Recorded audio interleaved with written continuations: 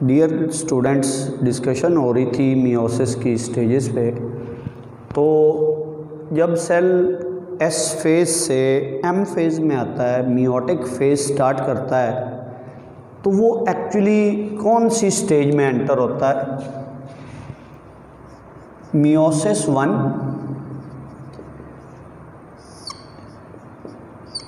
S phase के बाद क्या स्टार्ट होगी?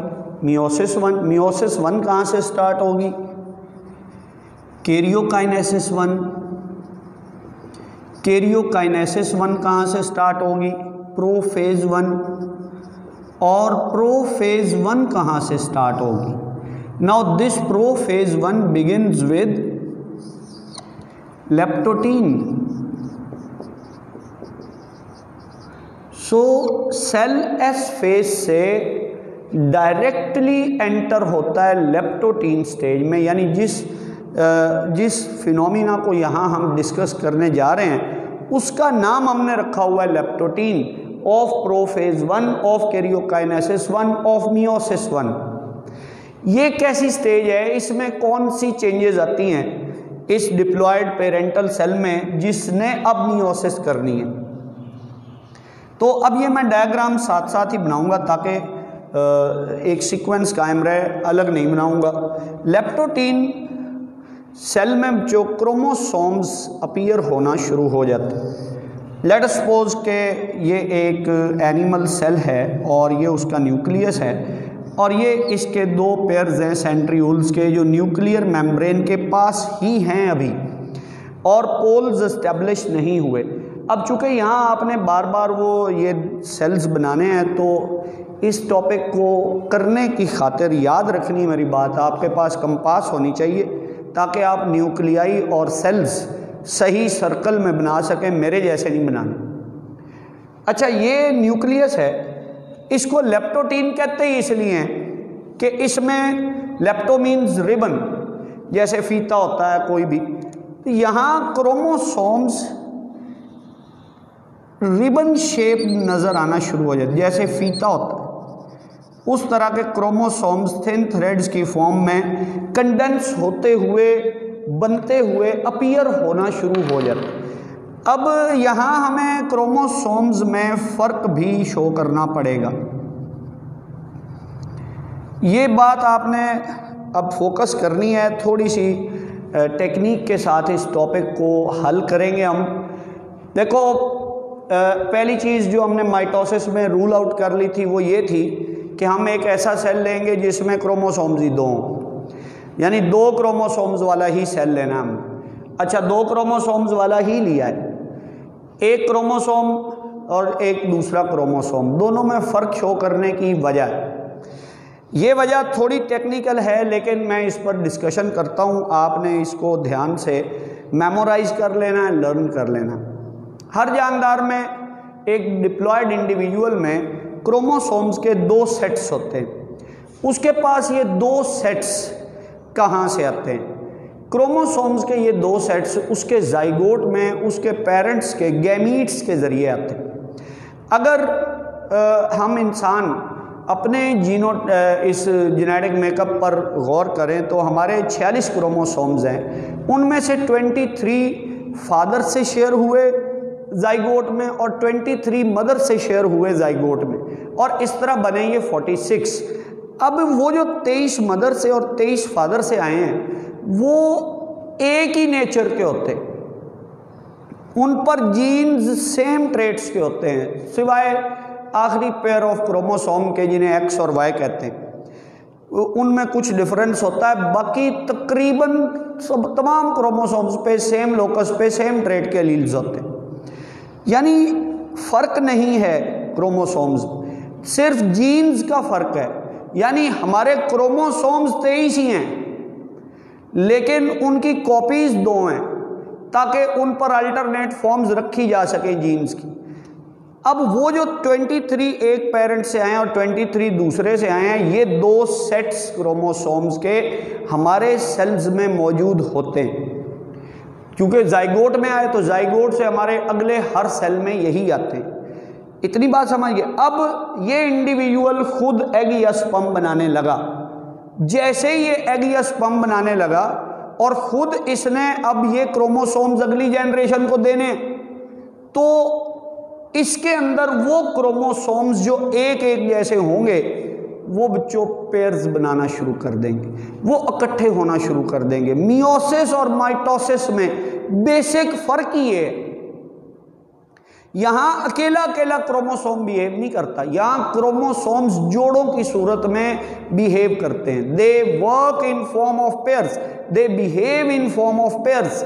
ये क्रोमोसोम्स के जोड़े बनने, तो पहले वो अपीयर होते हैं लेप्टोटीन में, इसमें रिबन लाइक वो अपीयरेंस की वजह से इसको हम लेप्टो, न्यूक्लियस बड़ा हो जाता है, सेंट्रियोल वहां मौजूद हैं, चीजें डबल हो चुकी हैं, ये क्रोमोसोम एक दूसरे के करीब, इसे लिखते हैं हम come, they start coming close to each other.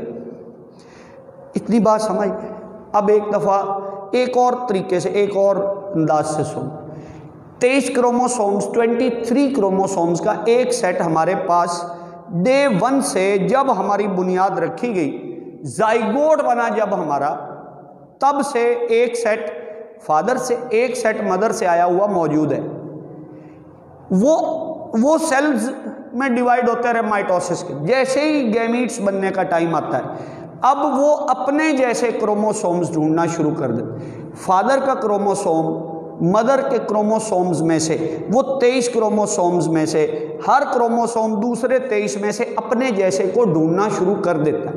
ये सब एंजाइम्स के जरिए होता है, प्रोटीन्स हैं जो ये सारे काम करवाती हैं। और ये 46 क्रोमोसोम्स नहीं रहते, अब ये क्या बन जाते हैं, अब ये 23 पेयर्स बन जाते हैं, ये 23 जोड़े बन जाते हैं। और ये जोड़े बनने का अमल, ये इनकी रिबन शेप अभी जब बन रही होती है, यानी ये अभी क्रोमोसोम वाला स्ट्रक्चर अटेन कर रहे होते हैं, साथ साथ ये जोड़े बनने का अमल भी कर रहे होते हैं। उस स्टेज को हम बोलते हैं जाइगोटीन। जाइगो फॉर पेयर से, lepto for ribbon and zygote for pair, जोड़े को कहा जाता है जाइगो। क्रोमोसोम्स की पेयरिंग स्टार्ट हो जाएगी, यहां क्रोमोसोम्स के जोड़े बनना शुरू हो जाएंगे। हम स्केच आउट करते हैं, ये एक सेल है, ये उसका न्यूक्लियस है। ये प्रोसेसेस चूंकि न्यूक्लियस के अंदर ही हो रहे हैं, सो हम डायग्राम्स में न्यूक्लियाई भी शो करेंगे। रिबन से बेहतर कंडेंसेशन की फॉर्म में आप उसी पेयर को यहां शो कर दें। Now they are coming close to each other, ये क्रोमोसोम्स एक दूसरे के करीब आ रहे हैं और इस तरह जोड़े बन रहे हैं। ये अपने अपने पार्टनर को तलाश कर रहे हैं। ये जो एक पेयर वाला ही हमने लेना है, मैं ज़्यादा क्रोमोसोम्स यहाँ शो नहीं करूँगा ताकि कॉम्प्लेक्सिटी से बचा जा सके। इन क्रोमोसोम्स को कैसे पता चलेगा कि ये देखो ना, नॉन लिविंग मॉलिक्यूल्स हैं, कैसे पता चलेगा कि किसके साथ जाकर खड़े होना है, अपने जैसे के साथ जाकर जोड़ा बनाना है? तो ये कैसे होगा? ये देखो, इनके क्रोमाटिड्स की लेंथ सेम होती है, इनके क्रोमाटिड्स की लेंथ सेम होती हैं, इनके सेंट्रोमियर्स की पोजीशन सेम होती है, इनमें लोकस टू लोकस पेयरिंग होती है। जो जीन इस जगह पर इस क्रोमोसोम पे है ना, वही इस जगह पर इस क्रोमोसोम पे। जो जीन जिस ट्रेट का जीन इधर है ना, उसी ट्रेट का जीन इधर है। और हर लोकस के लिए जीन की पोजीशन को क्रोमोसोम पर लोकस कहते हैं। हर जीन के लिए यही है, सेम है ये, बस जीन्स की बदली हुई हालतें हो सकती हैं, जरूरी भी नहीं है, सेम भी हो सकते हैं। तो इन्होंने इस तरह एक दूसरे को पहचानना है कि इनके क्रोमाटिड्स की लेंथ्स सेम, इनके सेंट्रोमियर्स की पोजीशंस बिल्कुल सेम जगह पर, जीन्स वो प्रोटीन्स एंजाइम्स आएंगे, वो इनकी पेयरिंग करवा देंगे और अब ये पेयर क्रोमोसोम्स के बन जाएंगे। मसलन 46 क्रोमोसोम्स वाला सेल है तो उसमें ये क्रोमोसोम्स 23 पेयर्स बनाकर इस तरह अलाइन हो जाएंगे। इस पेयरिंग के अमल को कहते हैं synapsis. This zygo means pair and this process is pairing or synapsis. Syn for together, करीब आना। जोड़े बन गए, 46 क्रोमोसोम्स के 23 जोड़े बन गए, 2 क्रोमोसोम्स का 1 बन गया, मतलब तो वही है। अब ज़रा मैं इसको यहाँ से बाहर निकालता हूँ, इस पेयर पर ही हमारी डिस्कशन हो जाए तो यही काफ़ी होगी आज के लेक्चर में। मसलन ये एक होमोलॉग है, ये एक मेंबर है इस पेयर का, और ये जो दूसरा मेंबर है इस पेयर का, ये करीब करीब इस तरह अलाइन हुए हैं सेल के इस सेल के न्यूक्लियस में, लाइक दिस। इनके सेंट्रोमियर सेम जगह पर हैं, इनके क्रोमाटिड्स की लेंथ्स बराबर हैं। ये दोनों जब पेयर बन जाते हैं तो अब हम इस पेयर को कहते हैं pair of homologous chromosomes. Homologous chromosomes, ये होमोलोगस क्रोमोसोम्स का एक जोड़ा है, और इस पेयर में हर मेंबर को दूसरे का होमोलॉग कहते हैं। It's a homolog of another partner. Homo for same nature के क्रोमोसोम्स के जोड़े बनने, इन पेयर्स को होमोलोगस क्रोमोसोमल पेयर्स, और हर मेंबर को होमोलॉग कहना है। अब हर मेंबर के 2-2 क्रोमाटिड्स हैं, इस पर बात हम माइटोसिस में भी कर चुके हैं। ये 2 क्रोमाटिड्स, ये 2, इस होमोलॉग के ये 2 क्रोमाटिड्स सिस्टर क्रोमाटिड्स हैं। क्या है ये? Sister chromatids. मतलब ये है, इसका मतलब दैट दीज आर आइडेंटिकल, बिल्कुल एक जैसे, हूबहू, इनमें कोई फर्क नहीं है, ये सिमिलर नहीं है। सिमिलर और आइडेंटिकल में फ़र्क अब आप बेहतर समझते हैं। ये सिमिलर नहीं है, ये आइडेंटिकल है, बिल्कुल एक जैसे हैं, कोई इनमें एक जीन का भी फ़र्क नहीं है, या म्यूटेशंस के अलावा पॉसिबिलिटीज़ हो सकती, लेकिन हम इसको बिल्कुल एक जैसा कंसीडर कर। अच्छा, ये जो दूसरा मेंबर इस पेयर का, इसके ये दोनों क्रोमाटिड्स भी आपस में एक दूसरे के हवाले से सिस्टर क्रोमाटिड्स।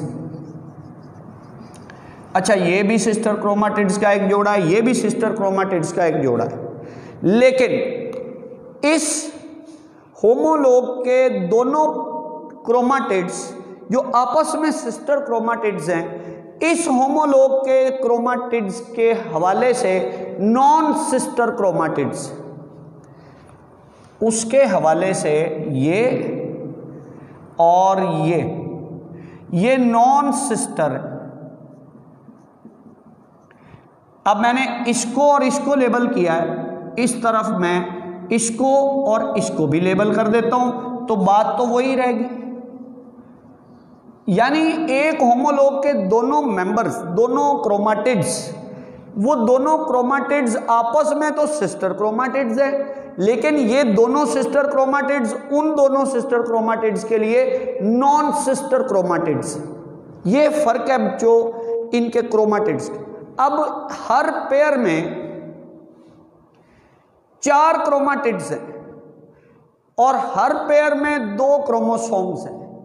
हर पेयर में 4 क्रोमाटिड्स के लिए टर्म यूज होती है tetravalent. It's a tetravalent structure. और हर पेयर में 2 क्रोमोसोम्स हैं, इसके लिए टर्म यूज होती है ये टर्म यूज होगी, हर पेयर में 4 क्रोमाटिड्स हैं, इसके लिए टर्म यूज होगी टेट्राड। और हर पेयर में 2 क्रोमोसोम्स हैं, इसके लिए टर्म यूज होगी बाइवेलेंट। तो यहां हमारे पास एक वैरायटी ऑफ टर्मिनोलॉजी है जाइगोटीन में। जाइगोटीन में क्रोमोसोम्स एक दूसरे के करीब आते हैं। अभी बात जारी है। इस करीब आने को हम पेयरिंग कहते हैं। पेयरिंग के लिए टेक्निकल टर्म क्या है? साइनेप्सिस। क्रोमोसोम्स के इस जोड़े को होमोलोगस क्रोमोसोमल पेयर कहते हैं। हर होमोलॉग के क्रोमाटिड्स को सिस्टर क्रोमाटिड्स कहते हैं, दूसरे के हवाले से नॉन सिस्टर कहते हैं। इन 4 क्रोमाटिड्स के कॉम्बिनेशन को टेट्राड कहते हैं। इन 2 क्रोमोसोम्स के जोड़े के लिए ही टर्म बाइवेलेंट भी साथ ही है। किसने इनको इकट्ठा किया? साइनेप्सिस करवाने वाली प्रोटीन्स इन दोनों होमोलोग्स के दरमियान मौजूद होती हैं और वो प्रोटीन्स का एक कॉम्प्लेक्स इधर बना होता है। This complex of proteins which joins these two homologous chromosomes, this complex of proteins is called synaptonemal complex.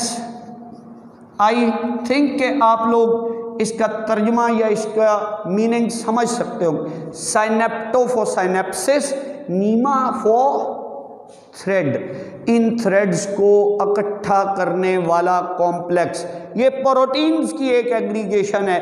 तो बच्चों मियोसिस का सबसे एसेंशियल फिनोमिना तो ये है। मियोसिस में क्रोमोसोम बनने का अमल अभी जारी है, कंडेंसेशन और कॉइलिंग साथ साथ चल रही है, लेकिन क्रोमोसोम्स बिहेव कर रहे हैं एज पेयर्स। ये पेयर्स की फिलॉसफी क्या है, इन पेयर्स की डिटेल्स क्या हैं, क्यों क्रोमोसोम्स पेयर्स बनेंगे और किस किस का पेयर बनेगा, ये हमने डिस्कस किया। इस पेयरिंग का मकसद क्या है? मकसद समझना एक अलग टॉपिक है, इसको हम कल पे डालते हैं और इंशाल्लाह कल डिस्कस करेंगे कि पैकीटीन जाइगोटीन के बाद आने वाली स्टेज में इस पेयरिंग का क्या मकसद हासिल होता है, इससे क्या करना चाहता है सेल। तो वो भी मियोसिस का एक एसेंशियल फिनोमिना। कॉन्सेप्ट्स मैटर करते हैं, इनको अच्छे से याद करो, इन डायग्राम्स की प्रैक्टिस करो, इसके फीचर्स को लिखो और इस सारी टर्मिनोलॉजी को ज़हन में रखो। कल डिस्कशन होगी। Thank you.